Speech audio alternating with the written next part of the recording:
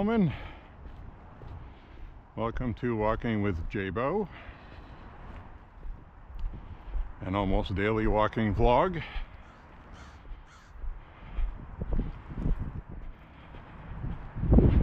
A walking vlog that has, where you can just, I like to have discussions. Over here we have a free bed. Anybody need a free bed? Free! It's like a box spring and mattress with a frame.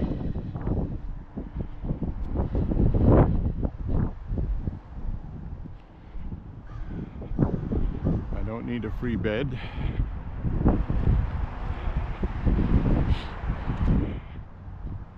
But if you do, come on down. So anyway, we're walking today with the GoPro on my forehead because I don't want to carry a camera today. I've had about 3 hours sleep. Spent the day at the range today shooting firearms, which is always a lot of fun. And somebody may ask, where the hell do you get all your energy from? You're going to be 57 years old. You're supposed to be old, tired, and decrepit. Well, it's a state of mind, folks. Definitely felt like I could have just stayed home today and not walked. But I get that nagging thing in my head where I didn't walk yesterday. And I don't want to get old and decrepit. So I need to get out and walk. So I am.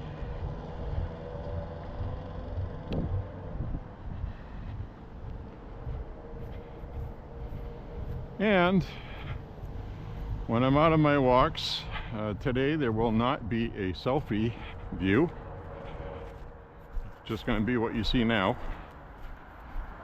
and with me talking. If you find me entertaining or not, the main purpose of this is my daily exercise. It's a healthy living, make America healthy again walk. MAHA. I am pro MAHA. Before MAHA was cool, I guess. I'm in my almost 4th year of walking daily. And it's to the point now where if I don't get out and walk when there's an opportunity to do so, I actually feel guilty. So that helps motivate me.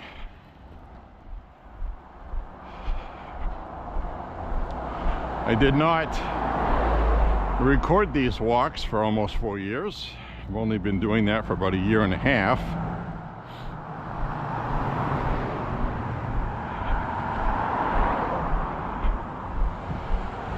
But that's besides the point.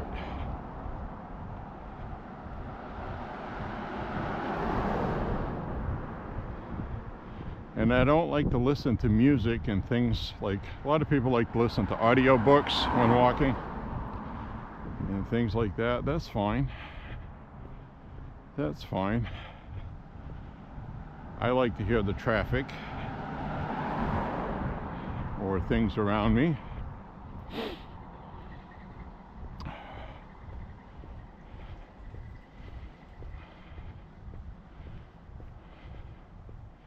So I can be aware of my surroundings.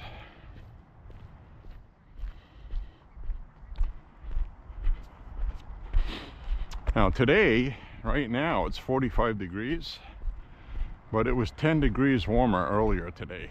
Sun was out, but we had just come back from the range, had to unpack the stuff, repainted the targets, snacked on some snack mix, and took care of some stuff that I needed to take care of. Thanks. And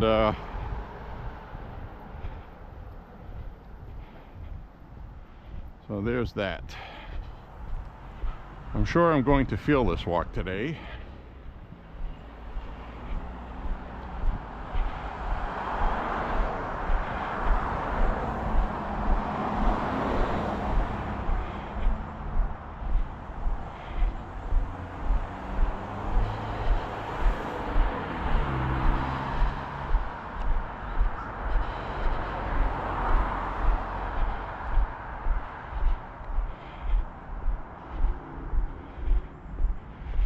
And I talk about what I like to talk about on my walks.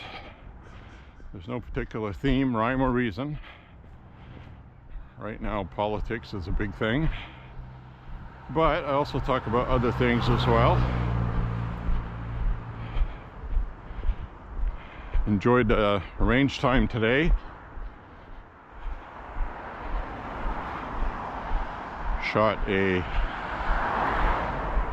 my Tokarev 12 gauge pump action shotgun, which is a good shotgun. And I was getting the bolt lockup thing. And typically what causes that is the barrel is not secure into the receiver like it should be. Typically what causes that. And sure enough, I checked my bayonet lug, and it wasn't screwed on all the way. I need to adjust that later, and that would be the magazine tube extension. It's unscrewed about a quarter turn, which leaves a little bit of play with the barrel. If you're familiar with a Remington 870 style shotgun. So that's what happened with that.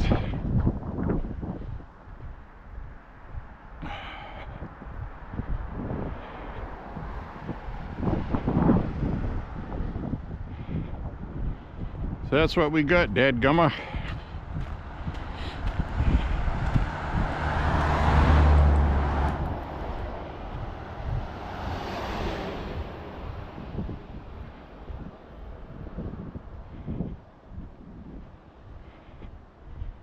I want to do a 5-mile walk today instead of 6. So that's what we're gonna do. I'm gonna do what I call the reverse 5-mile. We'll go the way that I always end up coming back on. That's the way we're gonna go. And you can hear the wind. It's a little windy. And it feels a little cool now. Earlier today there was no wind at all. It was calm, sun was out, got up to about 55. And now it's decided to go away. But it's going to be mid-50s again tomorrow. You see a squirrel there skittering about.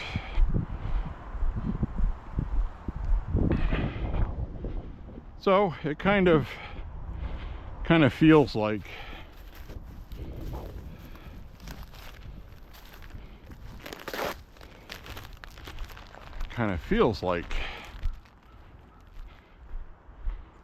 spring, but not really.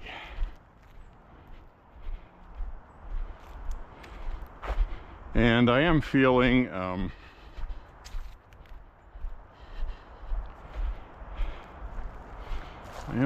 a little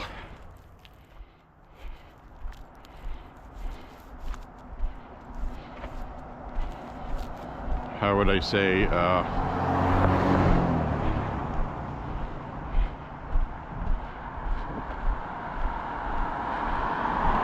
little fatigued in the department of what I would call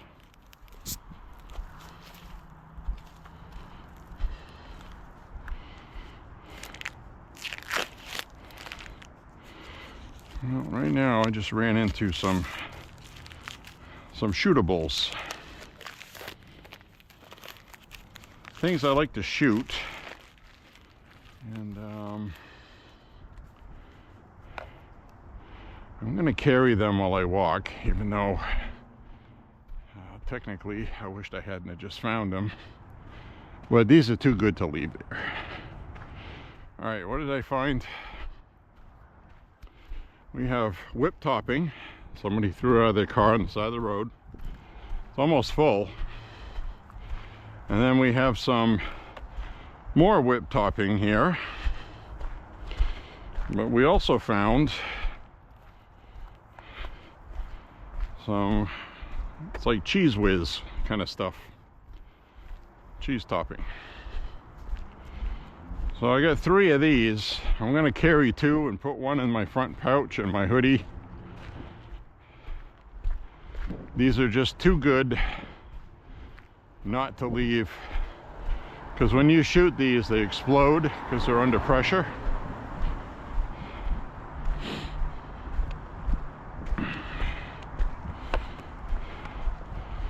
I'm going to put 2 of those away in my front pouch of my hoodie, and I'm going to carry the other 2. As we see, well, I'm going to carry the other 1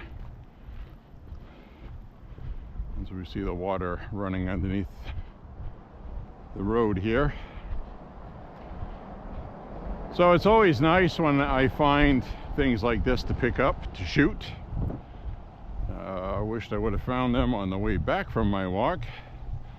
I could have turned around and done the 5 mile differently.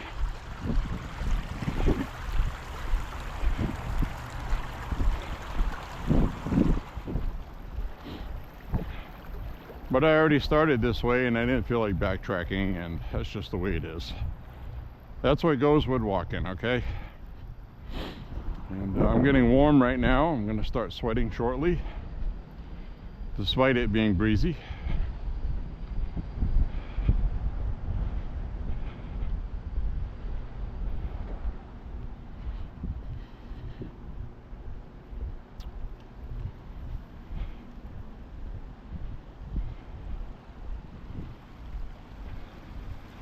Now there's a lot of video that I shoot that I end up not using because it's either too short or somebody was talking in the background or something like that.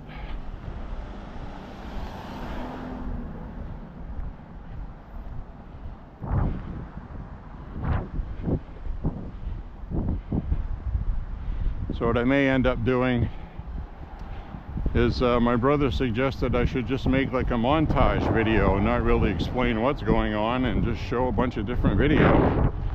Let people figure out what's going on themselves. So I might do that.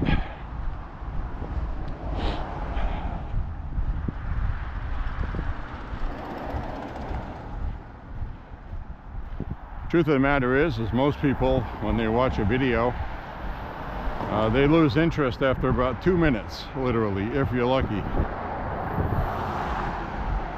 And a lot of times it feels like doing video editing for nothing.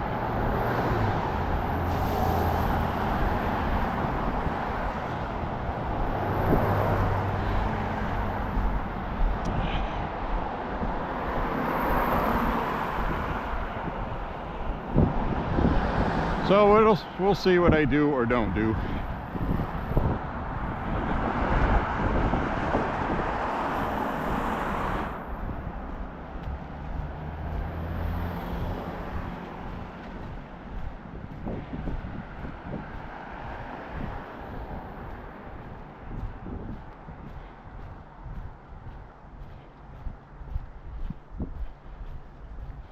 And it is going to feel a little bit like a chore today walking, but I really feel like I need to walk because I'm just getting my stamina back, and didn't walk the day before yesterday.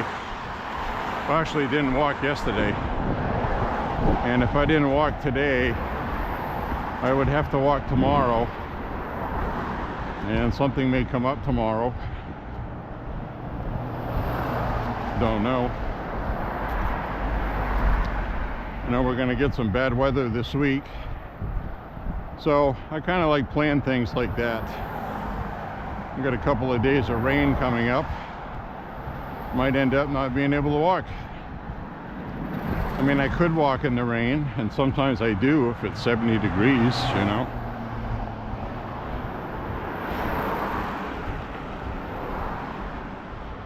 We've done that before.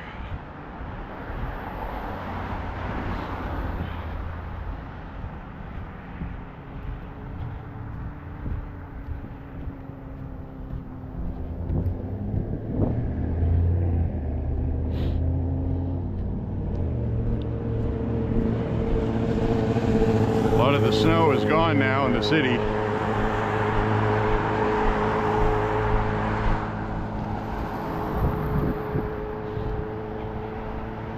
We still have snow where we are, as well as at the range.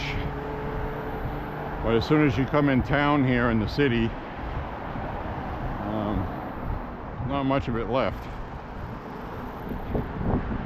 A little bit left there where they plowed it.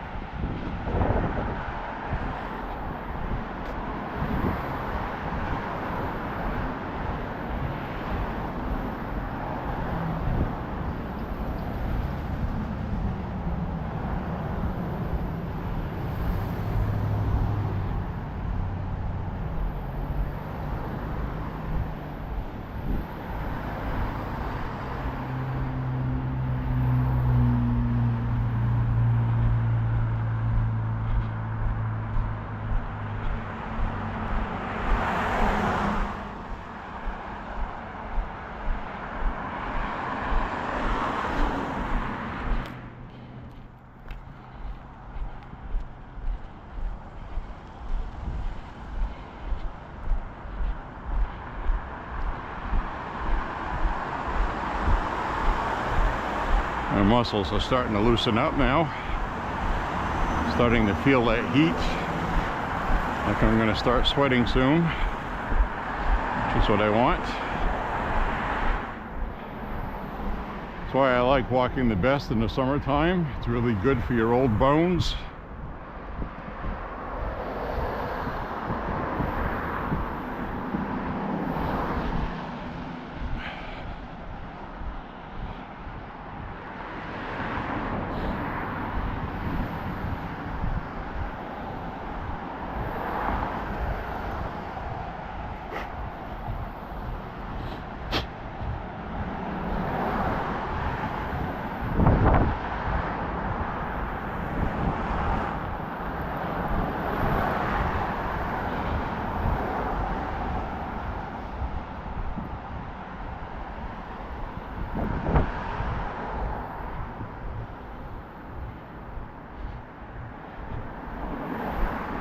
Could have really done without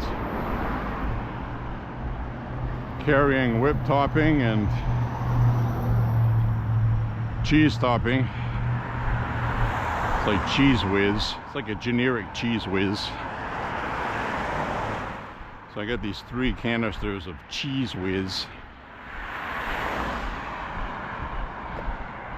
Ultra pasteurized. It's been sitting there all winter frozen and it thawed out. I'm not going to eat it, obviously, but we are going to shoot it because contents under pressure shoot very well. Which kind of reminds me, if you were walking with me on a walk a while back,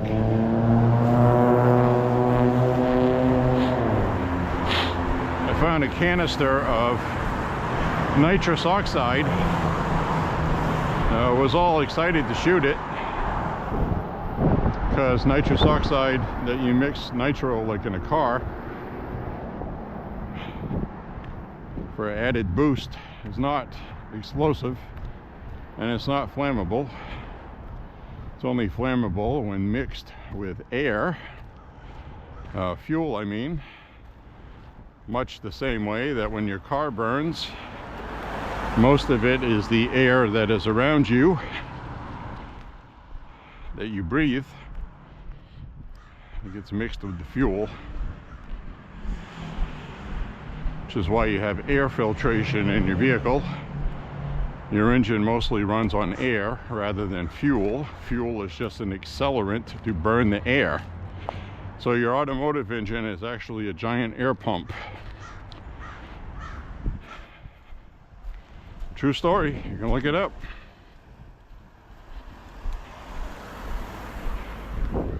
It pushes the air contents under pressure in the piston. The air ignites and burns, and the exhaust gas comes out. So it sucks air in, it pushes dirty air out after being burned. Internal combustion engine. Which is why cars run differently when you're a mile high up in the Rockies, because the air is thinner. So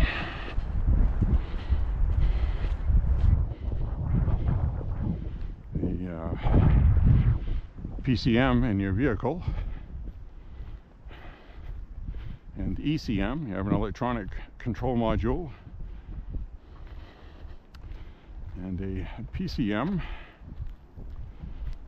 powertrain control module, adjust for air-fuel mixture ratio, because the sensor in your vehicle tells your car what it should be.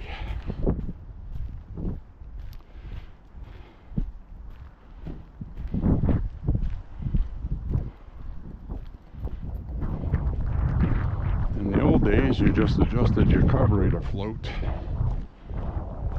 to where your car ran optimum in the higher elevations. There were even some vehicles, one model of Oldsmobile I can think of, I can't remember the name of the model, but there was a model of Oldsmobile that if you took a corner too fast, the float would actually, because of inertia, come up too high, and the float in your carburetor and your car would stall going around a sharp turn.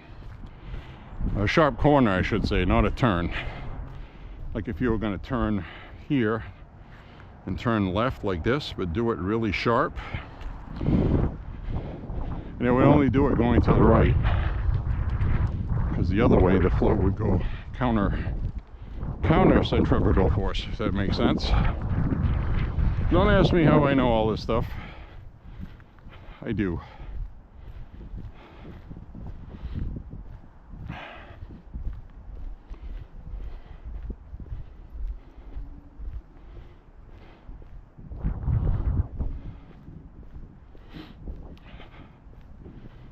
So today we had a really good time shooting Mini 14s and 5.56. We're shooting 223 Remington pointed soft points, and one of my brothers was shooting the 308 soft point. Really good caliber for blowing things up.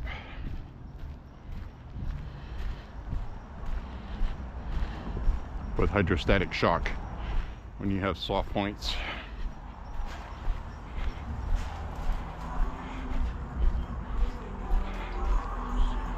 So this is that place we saw all them chickens the other day.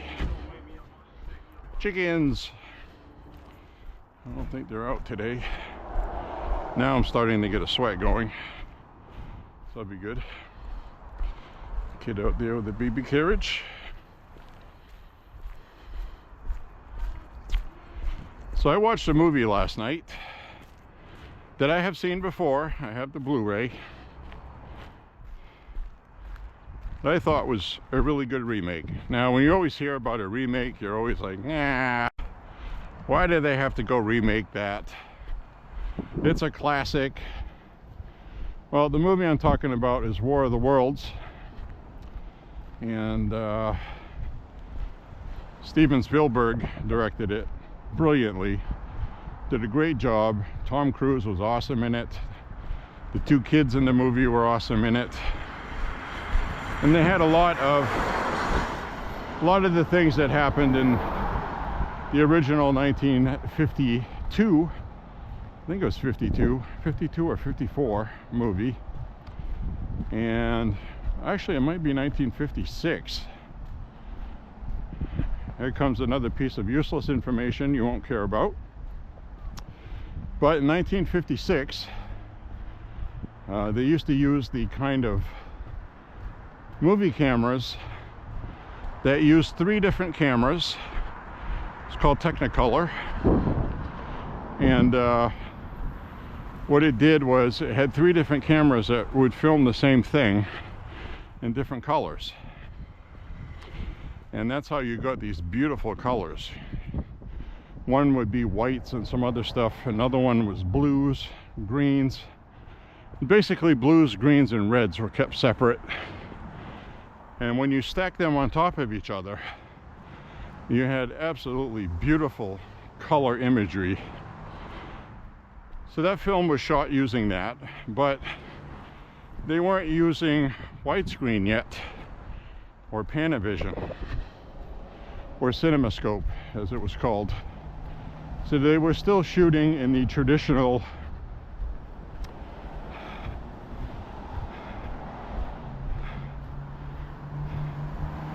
in the traditional 1:85 square picture. So you go see a movie in a theater and it wasn't widescreen, it was square, kind of like the old TV sets.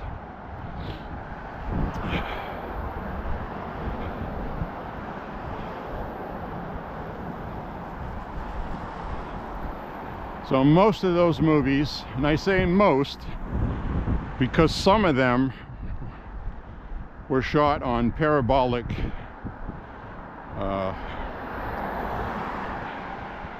kind of a parabolic kind of it's where Panavision comes from, where the entire scenes are shot with an anamorphic lens, which is why you see anamorphic widescreen. Because what it would do is it would shoot everything all scrunched up, and then afterwards, when you played it back, because it was using an anamorphic lens, it would look like your widescreen. So a lot of those movies before 1956, they were really big budget productions.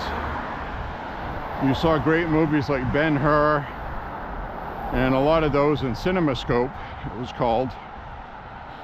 And the best film qualities came in the 60s with Panavision 70mm prints, which was twice the image size of 35mm, and it had more detail, better quality.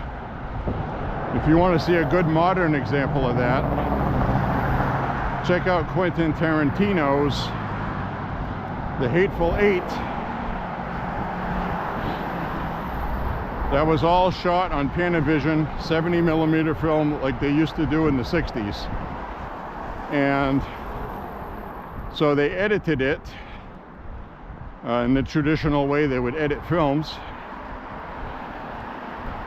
And it has a very classic film look. And that was just a director who is an artist who wanted to make art. And it is a fantastic movie.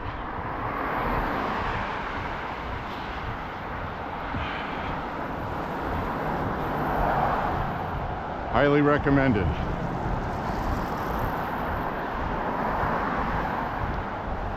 Another movie that was really good and shot similarly was a movie with Leonardo DiCaprio who I really don't care for as a person, but he does a good job acting in movies.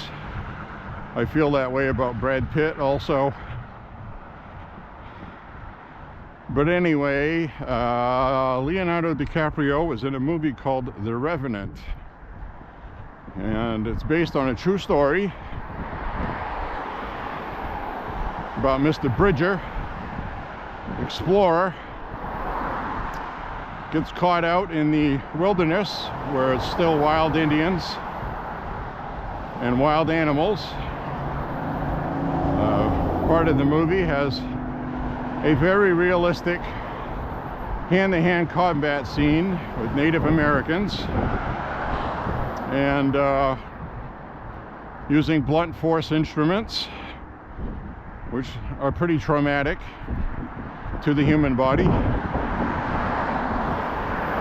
Anyway, while he's out there, he's in the woods and he gets attacked by a grizzly. Now, this is based on a real story. And a grizzly bear, if you're not familiar, the head of the grizzly can be about the size of a man from his waist to the top of his head. These things are huge. Usually, you get attacked by them, you die. So what happened with him is he wasn't killed. He managed to fend it off. He fought back against it. And animals that big, especially with firearms they had back in the day, you'd have to shoot it, 10, 12 times to stop it with a handgun. And by then it's already attacking you. So a lot of the firearms back in the day couldn't even penetrate the skull unless it was a big game rifle, which you probably wouldn't have if you were on the trail anyway, because this was before they had the Winchester 94 and lever action guns. There was an 1863 Winchester that shot cartridges, but primarily most people had black powder rifles still, and they really aren't going to help you very much with a grizzly bear. Even today, I might do okay with a 357 or a 44 Magnum round with proper shot placement, but that bear is still going to be after you for a couple of minutes until it succumbs, which is why when you carry for self-defense, you want to use good hollow points, because Full Metal Jacket will make a hole in somebody, but it's not going to stop them immediately. Eventually they will bleed, and they will bleed out, but they can still attack you with a knife or something like that. So it's very important to carry the proper tool. So anyway, he gets attacked by a grizzly bear, and he survives it. He's badly injured, and he's alone, so that's it. If he just lays down and dies, he's gonna die, and he didn't want to die, so he kept crawling through the woods, eventually gaining strength back after some days. But because of the bear claws and the wounds he had, he got serious infection on the back of his shoulder where he was mauled by the bear. He also had some damage to his face, which they didn't really put in the movie, but in real life, the bear bit him in the face, So he had some serious damage, and he wanted to survive. By golly, he did. Now, there was an old trick that they knew back then, because his wounds got infected. And this was a time where, you had the Civil War.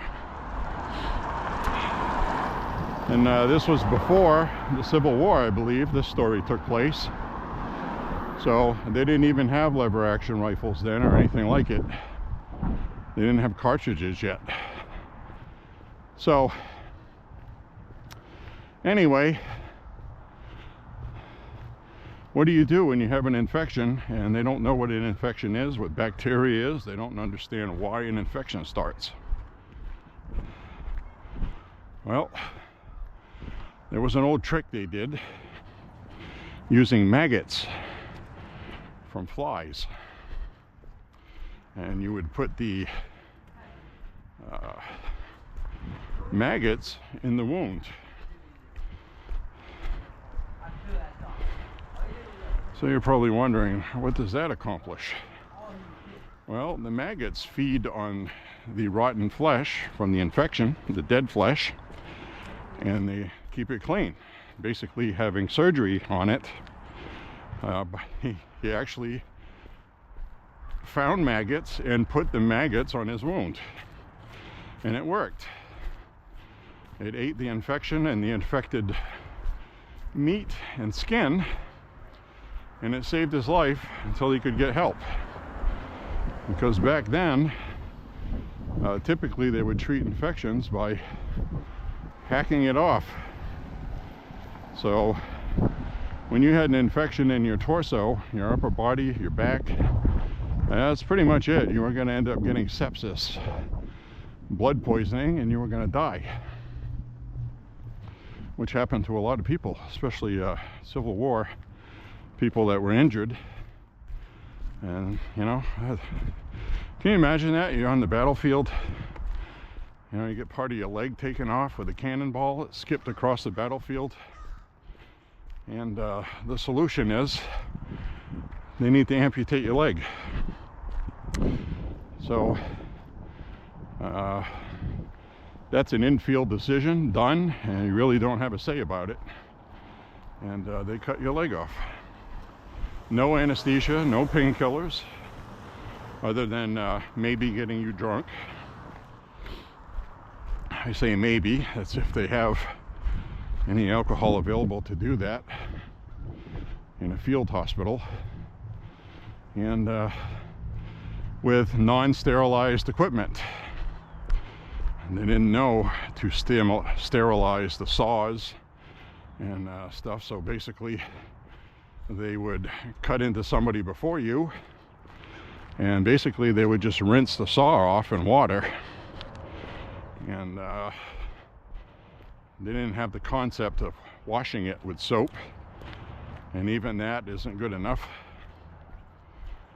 So they didn't understand that pure alcohol would have solved everybody's problems. And they didn't understand what caused infections, what bacteria was, or even what viruses were. They were just starting to study that stuff in universities mostly, when universities actually did meaningful work like that, instead of currently with the ideology bullshit. But anyway, I find that stuff really fascinating. It's interesting, you know. A lot of these people went through a lot of crap that today just would not happen. And even in the 1500s, you know, 250 years before that, basically the time since we've been a country until now, we now have pretty cool technology. But we're talking about 500 years ago in the 1500s. I'm not talking about the guy I'm talking about now, but I'm talking about life expectancy. Just around post-medieval times, just as the church was starting, men typically didn't live past 55 years old. Some did. Nobody knew why, but a lot of times people just had a short life. Disease, things like that. Simple things like bad teeth. You know, a lot of these people, even though they were well off and had money, you know, they'd have bad teeth because they didn't understand dental hygiene. They didn't understand abscesses. They didn't understand that infections can get in your blood, cause inflammation, heart disease, kidney problems. So a lot of them just grew up to get sick and pass away. And they did. So it's pretty amazing how far things have come. And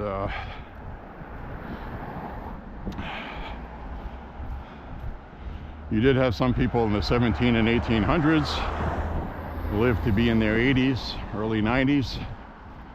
But generally speaking, most men died between 60 and 70. And then it turned into 75, and people were a lot smaller than they are now in stature. And they're bigger now because of technology affords us to have all the food we want, basically. So the protein, when you're growing up, you grow bigger. And it's gone now, but I was young enough to remember it.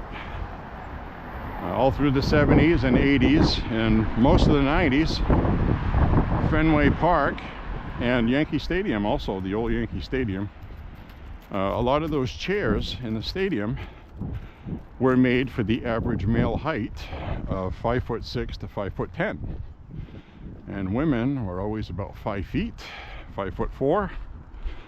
Typically, I don't want to say always, there were some tall women, and the tallest people back in those days, before we were even a country, were some of the Native American tribes. The Apaches were known, the Apache tribe were known to be about 6'4".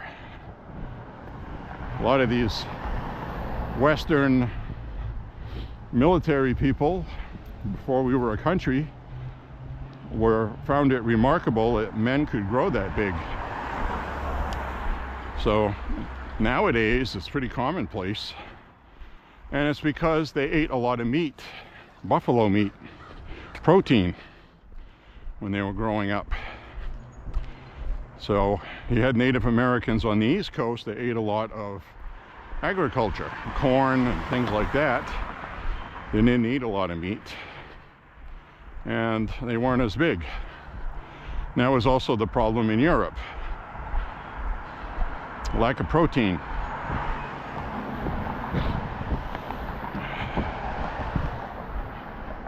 They did a lot of trading of beans, rice, things like that, and then some vegetables. Typically, meat was not something that was consumed very much. I mean, they did have it, but they had problems of refrigeration, for one thing. You can't keep it fresh. So unless you killed it and you ate it yourself, which a lot of people did, that was your diet.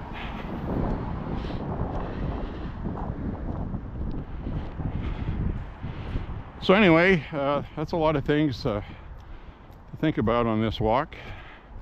It's part of the reason why I enjoy it. I like to think about things while I'm walking, and I'm just sharing what I'm thinking about. I just think it's absolutely amazing. And you can look that up with the maggot thing. That is a real thing. But at the same time, you had a lot of people then that did incredibly bad, detrimental things. You know, like making mud packs for wounds. I mean, think about it. I have no idea the logic there. I don't know what the thinking was at the time, why they thought that was good. Nowadays, we know about bacteria and stuff like that. It's pretty much, no, you shouldn't do that. So they'd have these mud packs, and they'd use things like mustard root mixed with it. Somebody's charging their electric vehicle.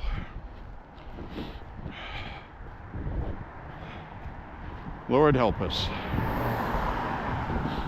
Speaking of that, well, it just reminded me of Tesla and these people attacking Tesla, boycotting. And I'll tell you right now, if I could afford it, a new car right now, I love driving my Mustang. Not looking to get a new car, but I would get a Tesla. Now, I've said in the past I'll never get an electric vehicle, and typically when people say they'll never do something, they shouldn't say that. Well, here's my reasoning. It's solely because Tesla has lost half its stock because of this defamation campaign and this Hitler salute thing he did, which wasn't a Hitler salute. But Teslas are pretty popular in Europe, and the European media is horrible, and they were upset with Elon Musk about censorship. He was talking about censorship, and the Europeans are angry that he won't censor free speech by blocking out hate speech, like people that promote white supremacy and stuff. So, you know, that's one of those things that, you know, he stood on his morals. He hung his ass out there. It would have been easy for him to just go along with it, right? Say, okay, I don't need all this kind of trouble. But he didn't. And I think that's an incredible thing. He stood up for free speech. They banned X in Brazil, for example. He stood up to it. He helped finance a lawsuit against that. And it was found that their Supreme Court had violated their constitution in Brazil. So that was reversed. But they're still watching everybody and what they say. So Elon Musk and other people told them, get a VPN, a virtual private network. It masks your IP address, and it hides where you're online from, for one thing. And so you can mask your IP address and post on X or Facebook or any place else. Use YouTube, and they won't know where you are posting from because it masks your IP. So, very important tool to have, for sure. And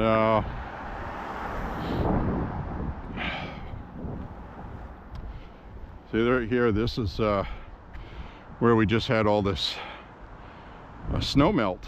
You can see all the water running there.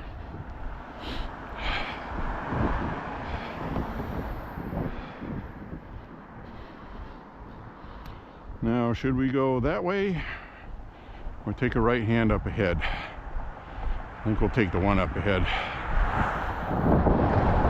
Hi, how you doing? What's that? Every day, 5 to 6 miles. Gonna make America healthy again.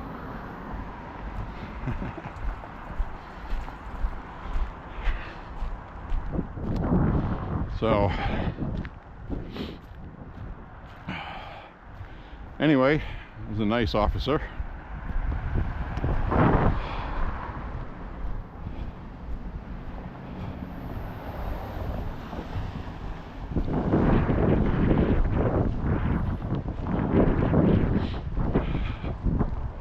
So anyway, yep, so that's where we're at. I have to support Tesla now, which means by default, I'm going to tell people to buy an electric vehicle. And here's the thing with the Teslas, okay? Not all of their models, but they do have a couple of their sporty models. If you're feeling extra saucy, 400 miles on a charge. Now, I'll wait until this lady with the dog goes by. Hopefully the little dog doesn't attack me. Hi. Hi, how are you? So,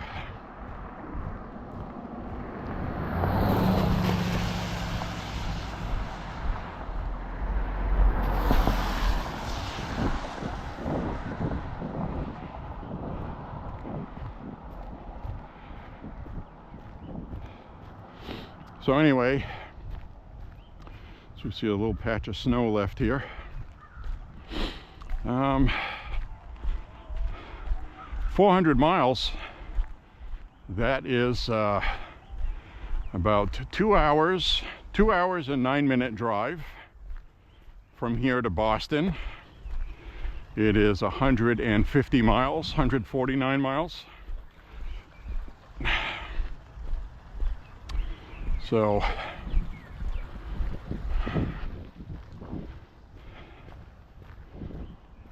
be able to go on a charge and come back. And you've heard me say that on my walks, until they can make an electric car where you could actually travel somewhere without having to stop in a hotel or some stupid place. And even with fast charging, I don't know how fast charging is. Slow charging can be about 8 hours, 6 to 8 hours. Fast charging, I don't know what that is. But the point being, you don't even have to do that. You could just go to Boston, go to a Red Sox game where you paid to park, and come out and hope nobody vandalized your vehicle because you have a Tesla. I mean, I've been seeing some crazy film clips where this freaking guy was chasing a Cybertruck, chasing it down the road in New York, pounding on it, screaming at the guy driving it. And the guy that was doing that looked like he was probably about 39, 40 years old. Certainly old enough to know better. And making an ass out of himself. And pretty much everywhere on the Tesla vehicles has cameras on it, and it just records these people doing these stupid things.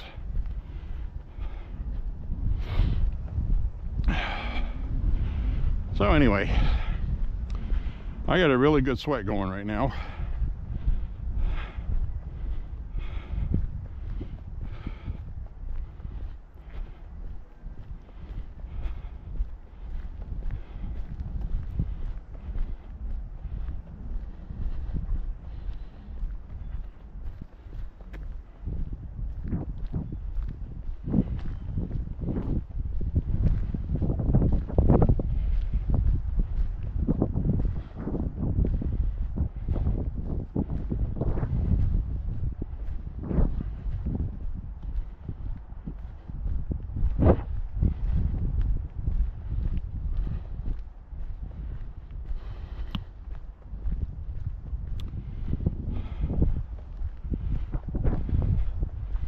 So here we got a lot of snow left. This is the street we saw those maple syrup buckets on the trees. And there was some pretty big snow banks. That wasn't even a week ago. Now it's all melting, making mud. Welcome to mud season in Maine.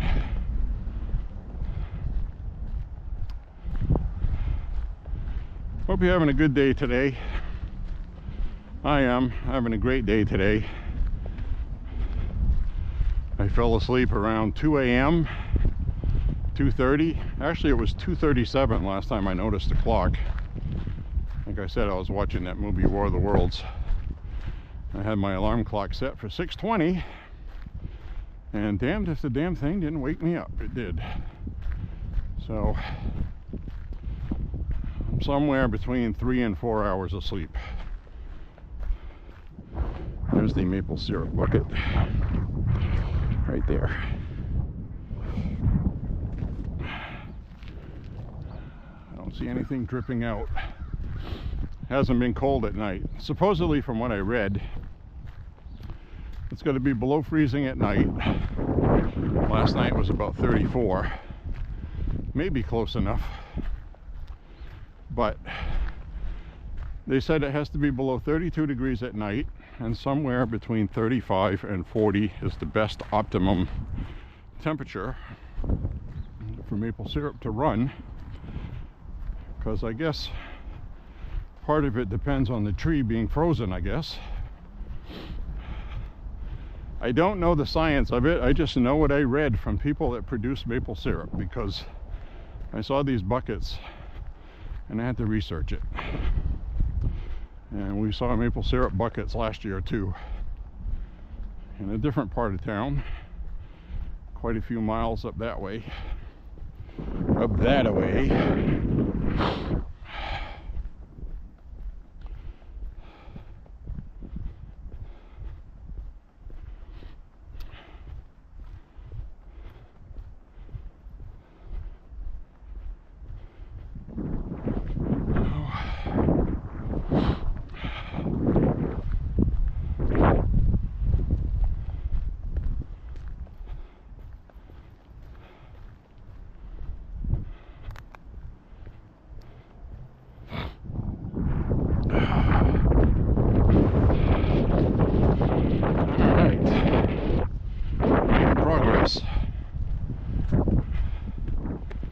Now I'm glad I went for a walk.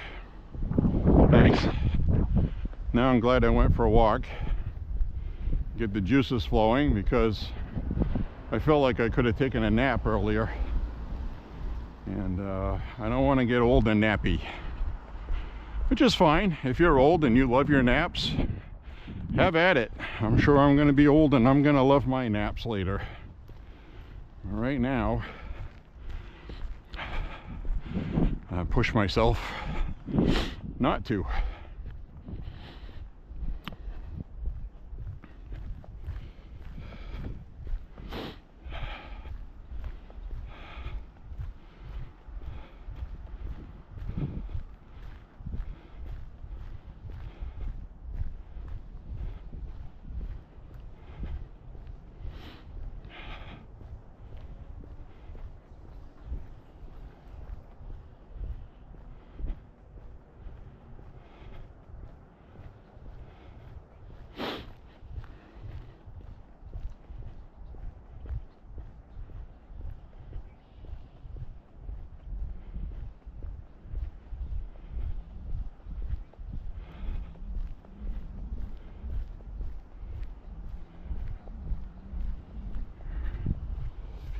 Spear.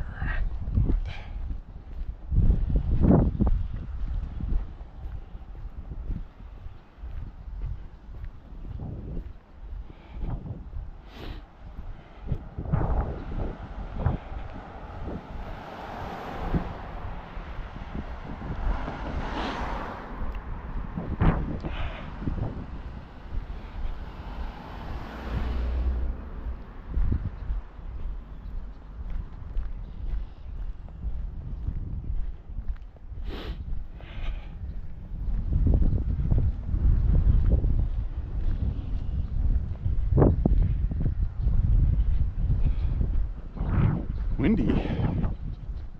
It's getting windy. I don't like walking in wind, even when it's hot. Well, let me rephrase that. When it is 95 degrees out, 90 degrees, and it's very hot, yeah.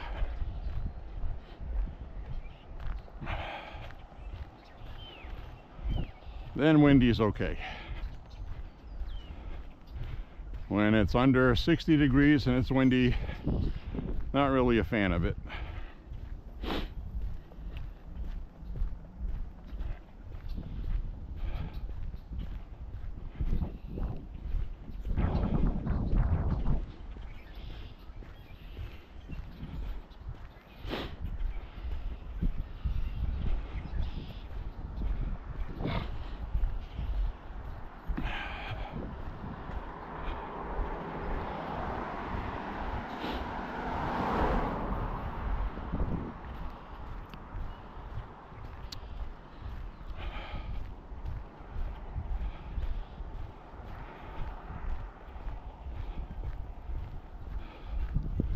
This here still got some ice on it, a little bit.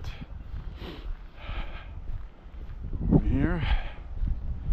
Yeah, I thought that officer was nice, and I still have part of me that thinks, you know, maybe he's just being nice because he wants to get some feedback from me. You know, maybe he just started patrolling this neighborhood and wants to get to know who should be here and who isn't.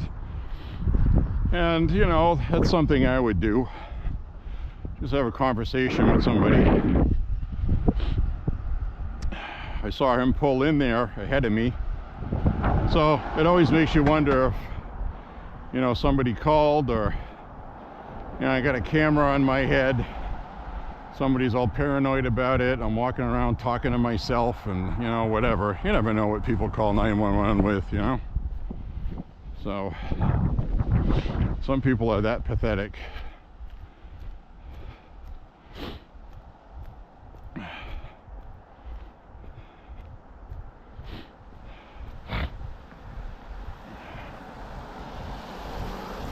Plus, I'm walking around carrying cans of whipped cream for some reason, right? And I have 2 of them in the front of my hoodie pouch, and it looks pretty bulky, so probably looks like I'm carrying something I shouldn't be carrying to the cop or something. I don't know, but I usually don't get asked questions like that. So there was definitely a reason why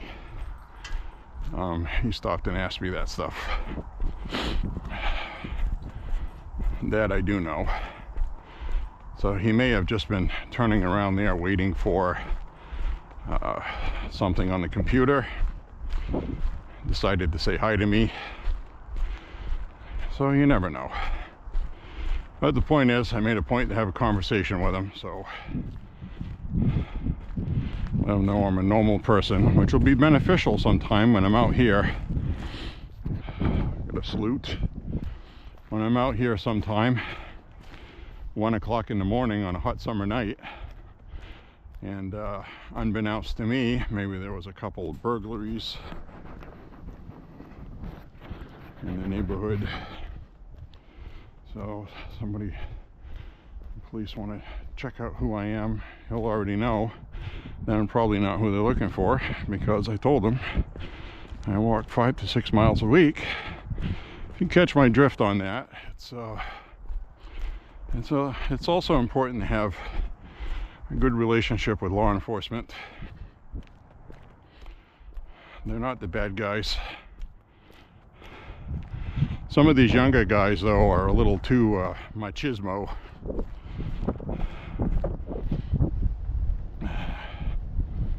But the older ones, like that guy, he seemed okay.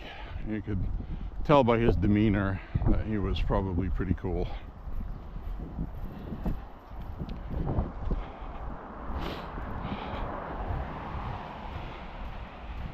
So it's been a while since I took the route I just did, because this is usually a part of a 6-mile route. And I'm not doing that today. This will probably come out more to be about 5.25, I'm guessing. I know I'm starting to get fatigued. I always feel the most fatigued between 3.5 and 4.5 miles. That's my window of, if something's bothering me, that's when it bothers me. And right now it's lack of sleep last night.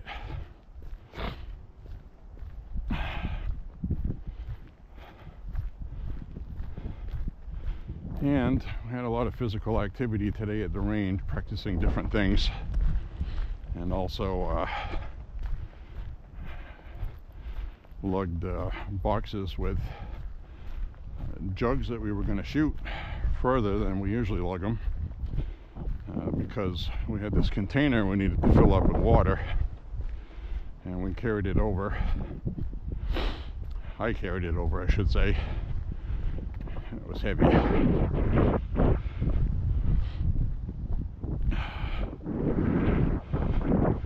And we got a German Shepherd here doing his business.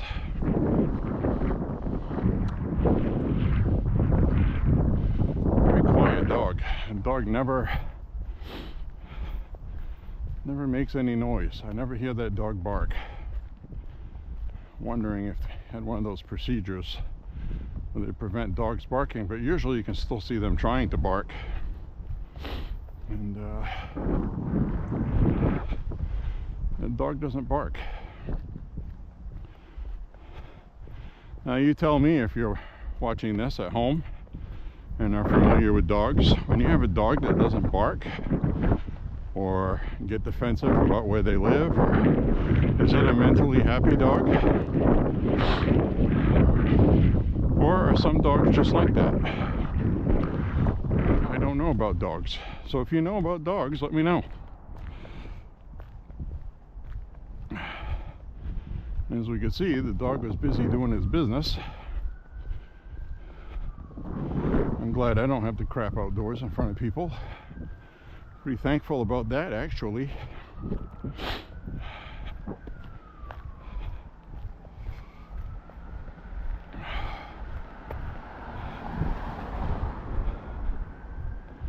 So I want to say hi to a viewer out in California, around Los Angeles, Southern California, who actually had sleet and hail.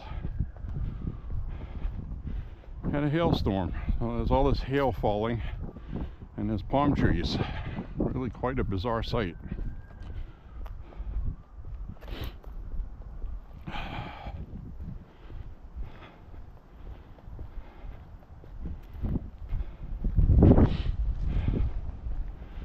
So thank you for watching some of my walks. I want to say hi to V-Man and his lady. North Carolina, South Carolina, I mean. Whew. I'm always worried I'm going to get somebody's place wrong when I mention them, because they'll think, he doesn't care about us. I do. I just have a lot of stuff going on.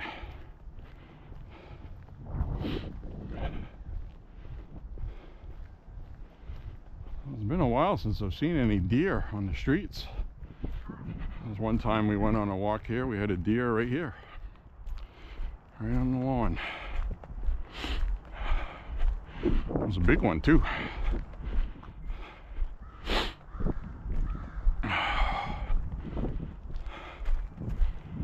Whew. I gotta be honest, I'll be glad when this walk's over.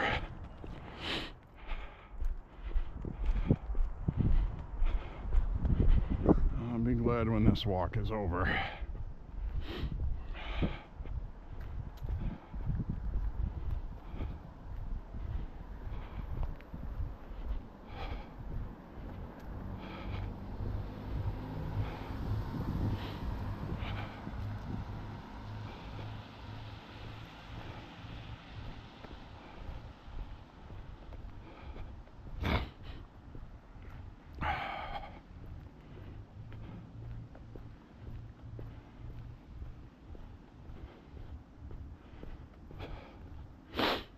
Whew.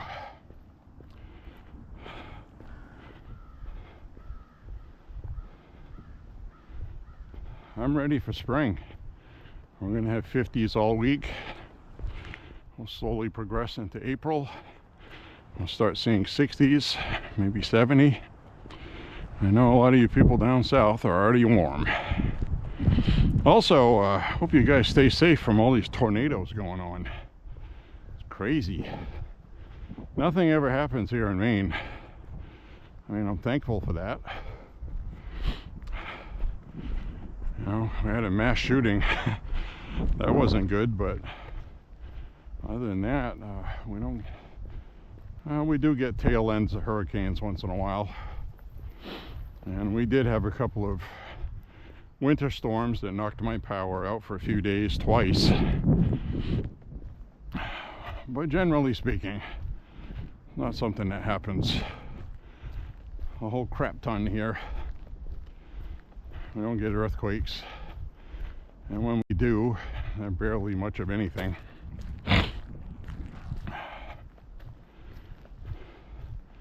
Sometimes we'll get a microburst, which they're not sure if it's a tornado or not.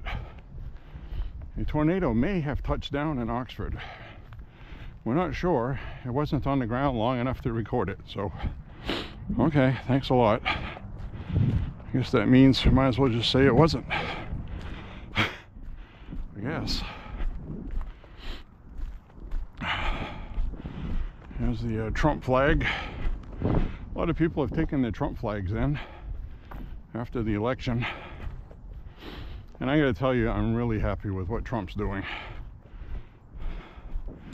And I'm getting sick and tired of the media every day still beating down on Trump and Elon Musk. And it's like, you know, the people have already seen this one-trick pony since 2015. 10 years now of this. Nobody watches you anymore. Nobody believes what you're doing.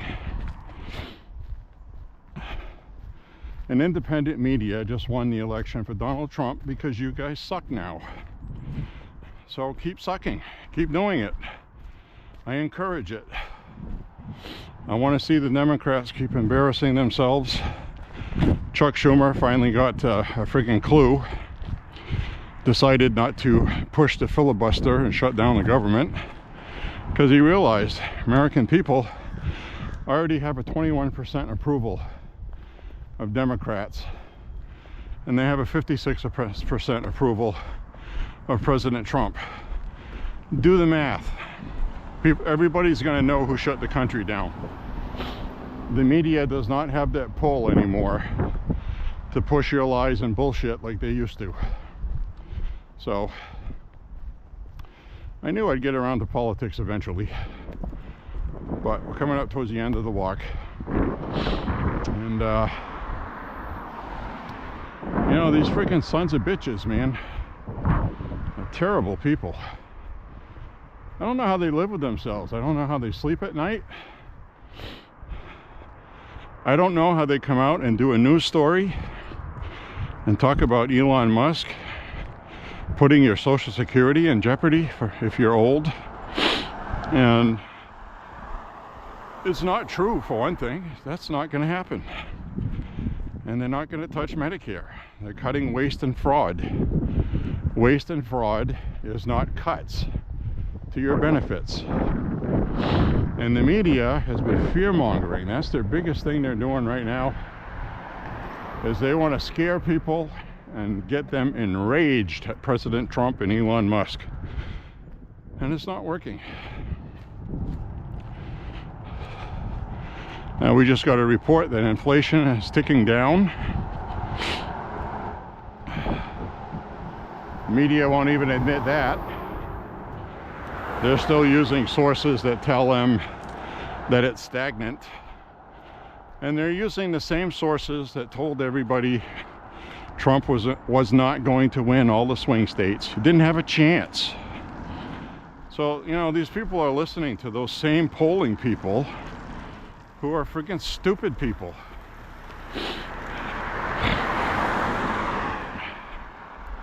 And if you're still watching the media and believe anything they say, you're an idiot. And I'll just say it right to your face. You're a stupid person.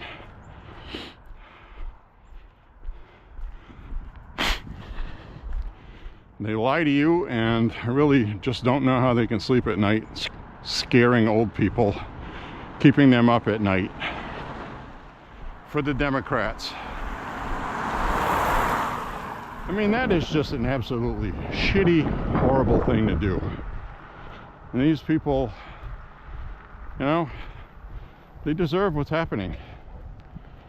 Slash it all. Cuts, cuts, cuts. It's our money. You know, it's our damn money.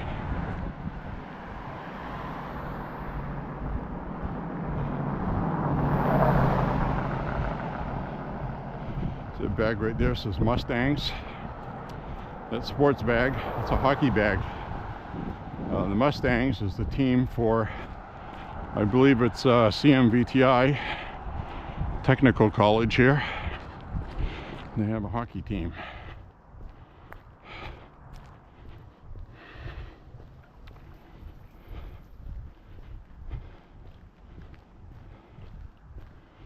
Whew.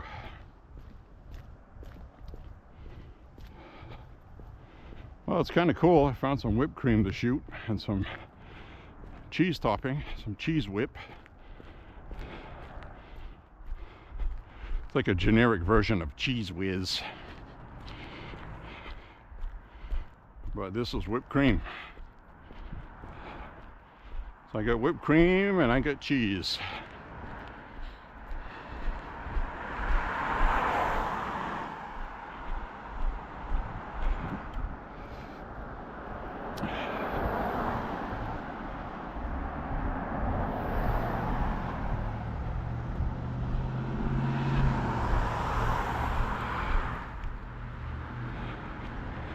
Yep, I am soaked with sweat. I'm wearing leggings under my jeans, and they're all stuck to me.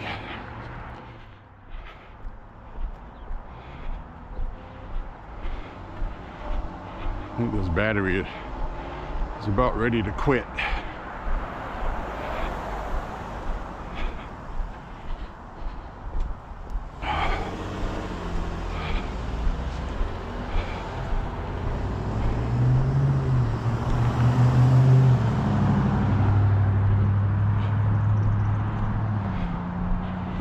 Cut across the road here.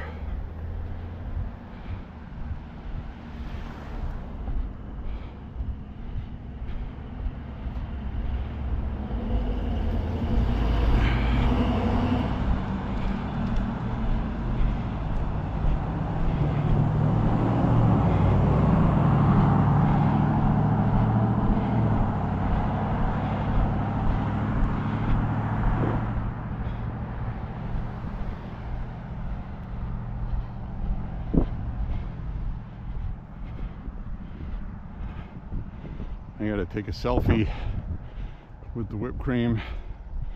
All right, there we got smoke coming out of the chimney. Smells like burning wood.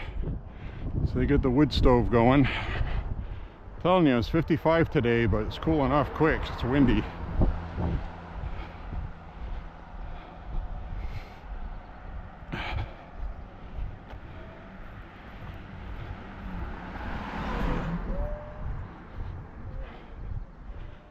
I'm also hungry. My stomach is growling. I had a little bit of snack mix before my walk. I didn't have a dinner. So when I get back, I'm going to have a dinner. But I won't be having this whipped cream on anything, because it'll probably kill me. Probably got botulism or some other stuff. Get food poisoning, and that'll be the end of J.Beau.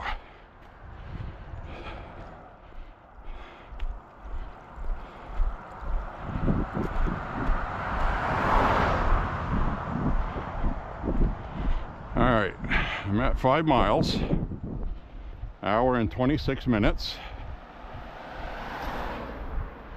So I am going to have to change the battery soon.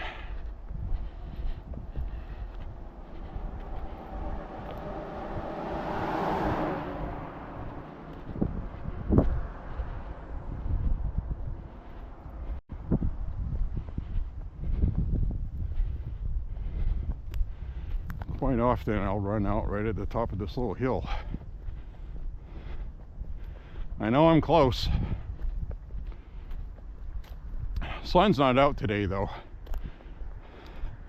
When the sun's out, the batteries go faster because there's more detail for the camera to always focus on. Plus it has an exposure limit that's automatic.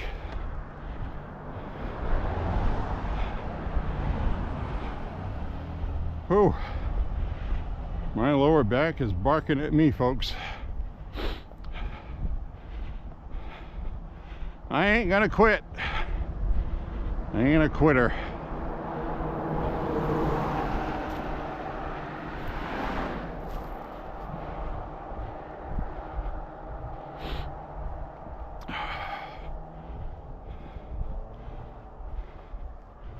I'll change the battery when it needs changing.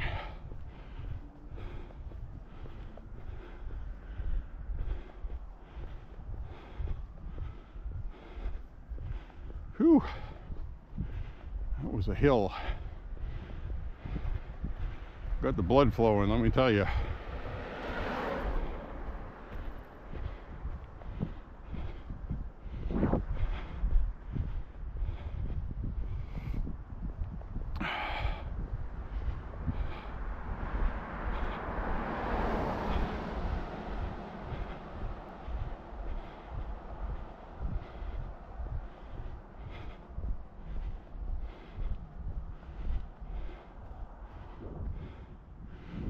cut across here. Well, they put a really steep hump in this road. Hi everybody, I'm back.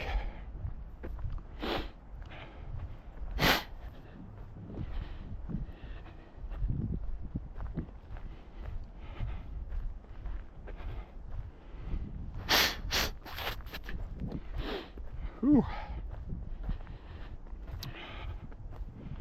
Got the nose running today. It's a little chilly. As soon as that wind kicked up and the sun went away,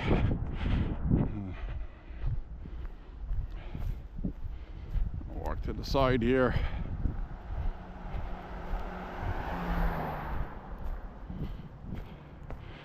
Now I can see here where these signs here are designed to break when they're hit. Now nobody hit the sign here. This was just when they plowed snow. The weight of the snow hitting it broke the sign. That much is obvious.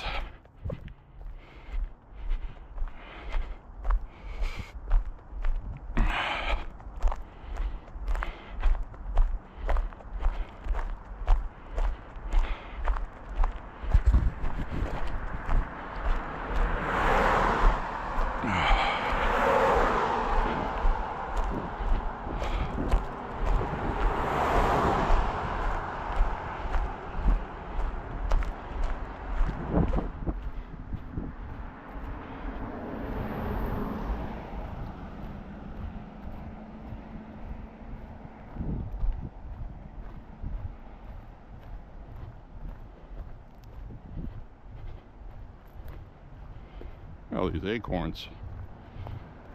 It's all from last year. Probably still edible, I guess. They were preserved all winter, refrigerated for the deer.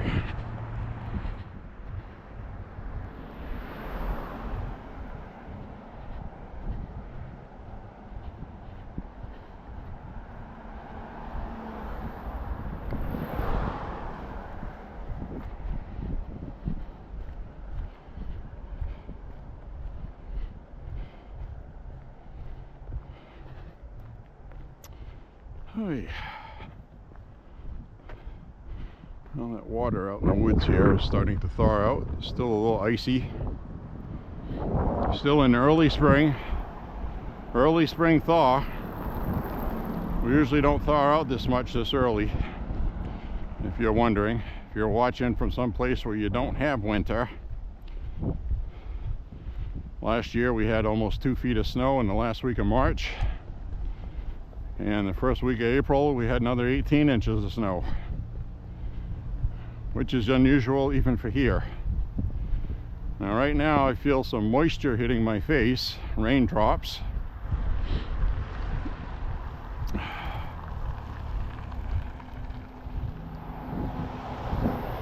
Thanks. So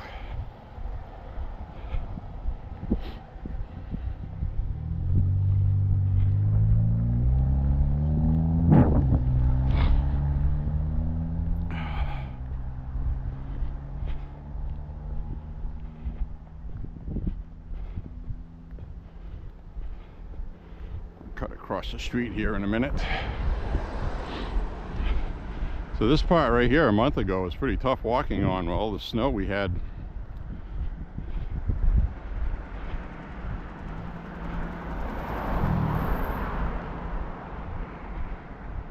Starting to get a cramp in my right hamstring. Now that's the one I aggravated earlier. Oh, look at this fancy little car.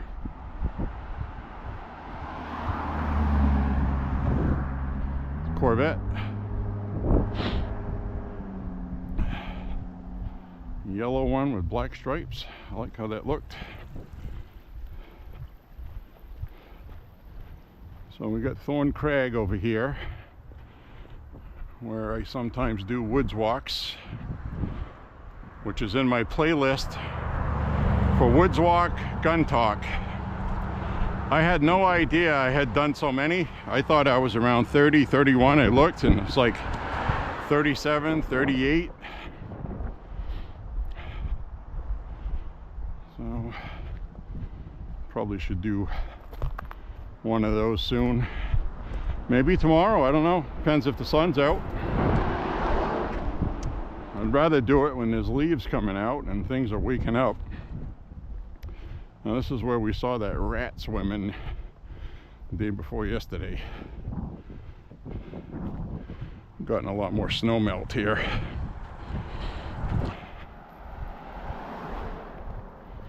It was not that much water the day before yesterday. So anyway, my hamstring feels like it's cramping up.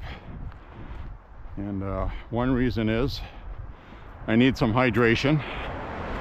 Usually towards the end of my walk at 5 or 6 miles, I feel like I have to go to the bathroom soon. Or sometimes I really have to go. But I'm not even feeling an inkling of that.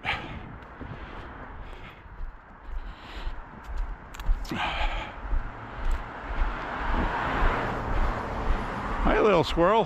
Hi, buddy. Hi. How you doing, Chippy? There's a squirrel just checking us out. Hopping around on the trees. Well, that was nice. I know what he's doing. You see all these acorns?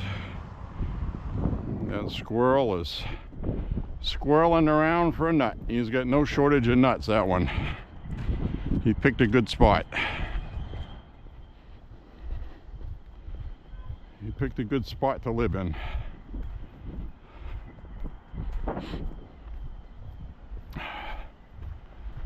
So anyway, I think it's raindrops it's spitting, or it's feels like we could be having snow flurries any minute, but that was definitely raindrops and not snow. But it feels cold enough, definitely feels cold enough to have snowflakes.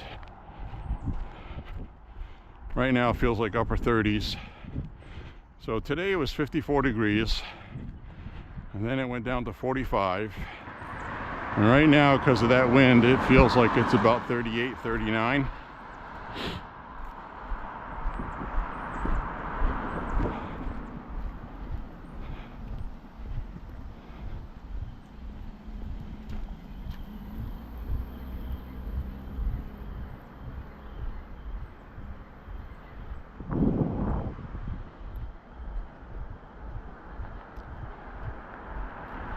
Well, I hope you're enjoying the walk today, regardless. And I still feel a little bit of sprinkling. A little sprinkling of water.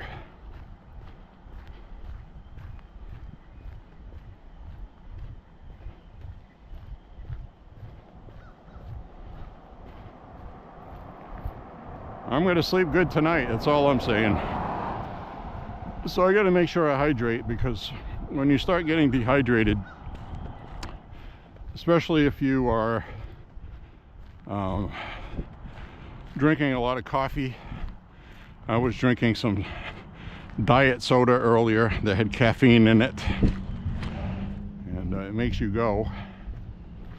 And we went to the range and stuff, and I didn't really take time to replenish when we got back. I decided to go for a walk, so I need to be better with that.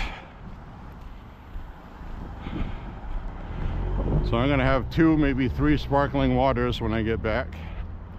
And I drink flavored, unsweetened, no artificial sweeteners either, just, you know, lemon, lime, mandarin orange sparkling water. Basically just sparkling spring water. It's bottled water with a kick.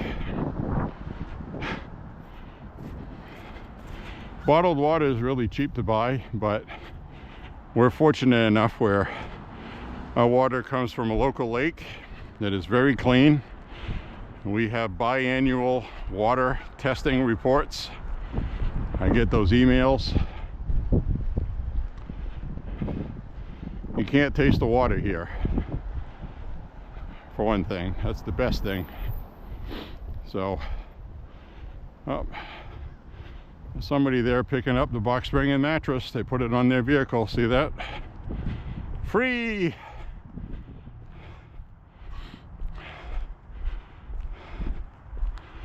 Hopefully it's not infested with bed bugs, and that's why they put it out there. But somebody's got a free bed. How cool is that? Headboard, frame, everything. Pretty cool. Glad somebody could use it.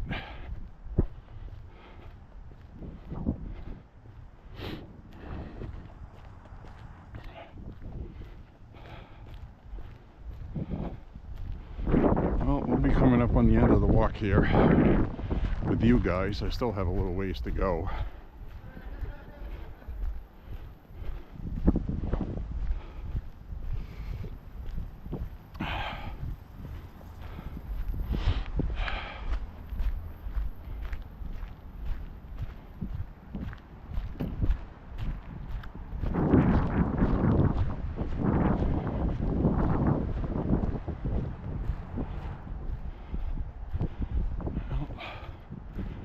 Somebody's taking off with their free bed.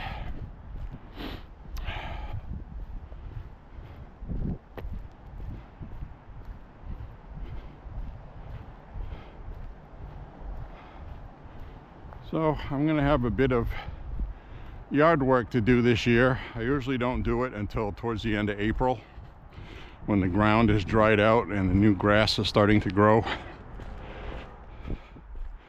But you see a lot of these leaves, things like that. On our property, I don't bother raking those. I do mow them. For the last mowing of the year, I mulch up as much leaves as possible. And so this person had a lot of leaves. They got a big pile there. They're starting raking them up already. But you can't rake when they're all wet like this. You gotta wait. Alright, so take the camera off here, turn it around, say hi everybody. And so we got some whipped cream. Whipped topping. So you know that's going to be the thumbnail on my video, so now you'll know how I come up with those. Anyway, I want to thank you for walking with me today, listening to me babble. Click like and subscribe, share the content. God bless you and your family, and say a prayer to the Lord Almighty. Pray for President Trump and America. Until then, make America healthy. Go for your MAHA walks like I do. And we'll make America great again, and we'll make America healthy again. Bye everybody. See you on the next walk. Ciao.